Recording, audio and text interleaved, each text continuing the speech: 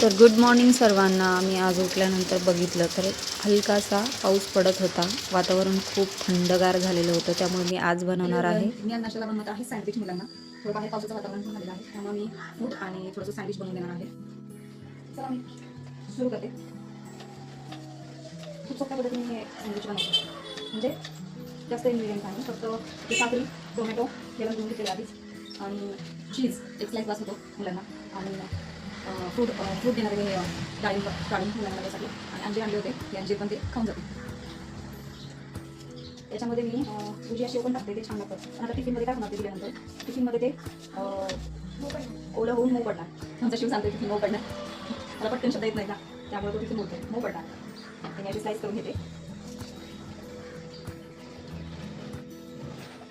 तर आता मी यावरती आधी चार हे घेतले आहेत. तुम्हाला इथे दिसेल, मी आता यावरती आधी सॉस टाकून घेते. त्यांना सॉस खूप आवडतो बोला, तर सॉस मी आधी टाकून घेते यावर. नंतर मी काकडी टाकून घेते, सॉरी टोमॅटो. एका सँडविचमध्ये 2 टोमॅटो वास होतात. आता मी काकडी टाकून घेते. ही पद्धत सगळ्यांनाच माहिती. आजचा फूड ब्लॉग थोडासा मी काढून होतं, रोज कंटाळा करून टाकत नाही. तर मी आता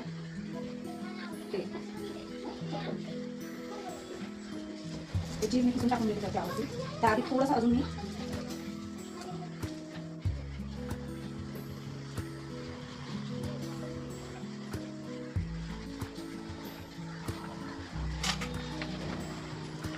थोडासा सॉस टाकून देते. त्यामुळे करून परत ब्रेड टाकायचा आहे आपल्याला, त्यामुळे थोडासा अजून सॉस टाकून देते त्यावरती. तरी खूप सोप्या पद्धतीने मी असं करते. त्यावरती ब्रेड लावायचा. याला आम्ही थोडंसं फ्राय म्हणजे बटरमध्ये थोडंसं तव्यावरती ठेवून थोडंसं हे पण करून घेऊ शकतो.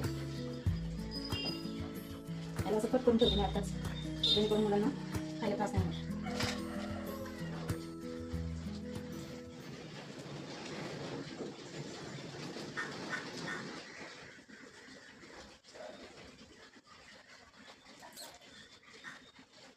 आता मी थोडंसं डाळिंब त्यांना हे करून देते, टिफिनमध्ये रेडी करून. फ्रूट कसं जास्त कोणते फ्रूट जास्त असतात स्कूलमध्ये, ह्यांची फुल डे स्कूल असल्यामुळे फ्रूट हे कमीच खातात त्याच्या टिफिनमध्ये, कारण की इथे घरी खातात. कारण फ्रूट हे नंतर काळे करतात किंवा ह्या कुठला काहीच होत नाही नंतर, ते खूप वेळ फ्रेश राहतात. ॲपल चिरून देऊ शकत नाही, ॲपल अख्खा देतो, पण अख्खा दिल्यानंतर नको म्हणतात मुलं, त्यामुळे ते ॲपल नाही देत, केळी पण नाही देत. सहसा म्हणजे जास्त फ्रूट्स म्हणजे हेच.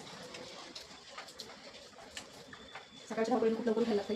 आज पावसाचं वातावरण असल्यामुळे मी उठून परत झोपलेले होते, मुलांच्या टिफिनसाठी उशीर होणार नंतर. तरी पण मी आज सँडविचेस बनवलेले आहे. तर चपाती भाजी, कधी पास्ता, कधी पोहे असं देत असते मी.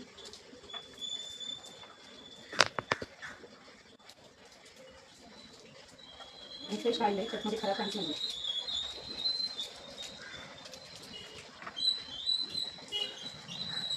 तुम्ही कोणत्या पद्धतीने करता, किंवा अजून खूप सारे आपल्या यूट्यूबवरती सँडविचचे व्हिडिओ भरपूर छान व्हिडिओ दाखवतात. मुलांसाठी स्कूलमध्ये असं काही त्यामध्ये टाकत नाही, कारण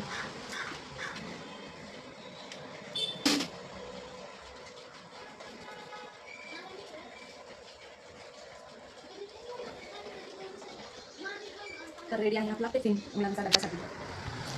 कसा वाटला हा ब्लॉग प्लीज कमेंट करून सांगा, लाईक करा आणि सबस्क्राईब करा. धन्यवाद.